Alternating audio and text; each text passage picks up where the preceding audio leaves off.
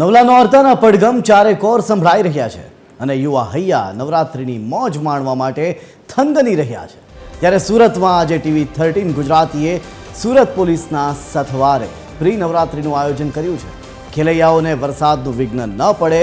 તે માટે આ કાર્યક્રમનું આયોજન એસી ડોમમાં કરવામાં આવ્યું છે। આજે ગરબા ક્વીન ઐશ્વર્યા મજમુદાર તેમના મધુર કંઠથી સુરતી લાલાઓને મોજ કરાવશે।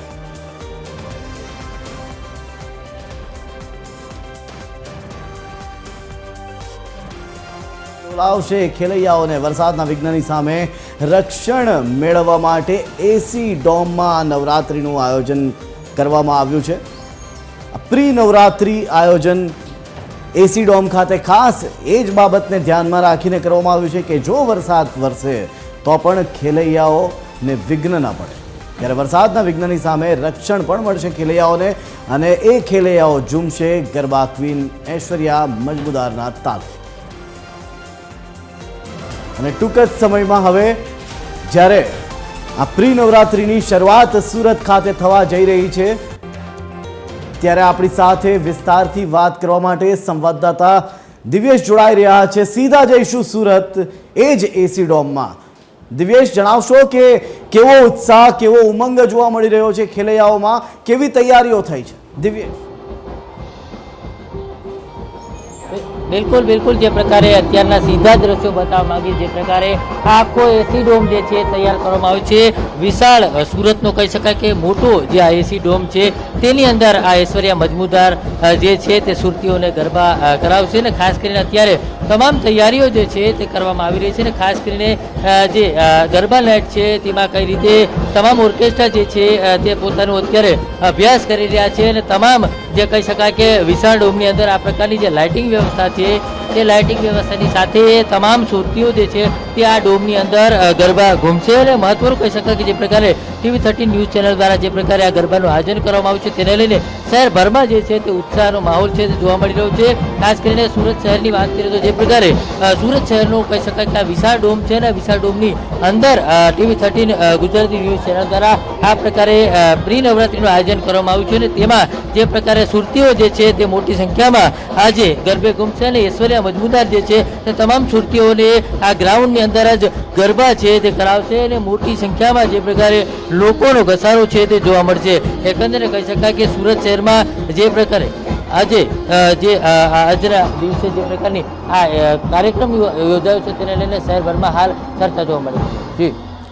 દિવ્યેશ, આપની પાછળના દ્રશ્યો પરથી એ સાબિત થઈ રહ્યું છે, એ દેખાઈ રહ્યા છે એ દ્રશ્યો કે માતાજીના થીમ ઉપર જ આ આખો સ્ટેજ પણ તૈયાર કરવામાં આવ્યો છે, સ્ટેજ આખો શણગારવામાં આવ્યો છે। વિનંતી કરીશ આપને કે આપના દર્શકોને, આપણા દર્શકોને એ સ્ટેજ પણ બતાવવામાં આવે, કઈ રીતે સ્ટેજ તૈયાર થયો છે થોડું વિસ્તારથી સમજાવવામાં આવે। દિવ્યેશ।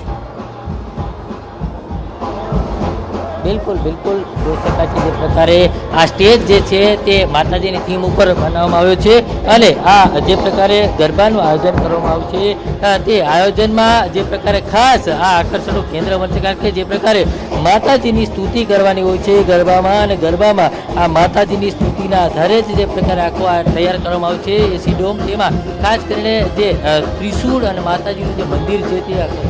તે મહત્વનું કહી શકાય કે આ તમામ જે પ્રકારે સુરતીઓ જે છે તે આ જ જે ડોમની અંદર તમામ નવરાત્રિનું આજે જે પ્રી નવરાત્રિનું આયોજન કરવામાં આવ્યું છે તેમાં ખેલૈયાઓ છે તે આજે ગરબા લેશે અને અત્યારે જોઈ શકાય છે જે તમામ જે કલાકારો છે તમામ મ્યુઝિશિયનો છે તે પોતાનો અભ્યાસ છે તે કરી રહ્યા છે અને જે પ્રકારે આજની ગરબા નાઇટ જે છે તે TV13ના સહકારે જે પ્રકારે ઐશ્વર્યા મજમુદાર જે છે તે તમામ સુરતીઓ જે છે તેમને આજે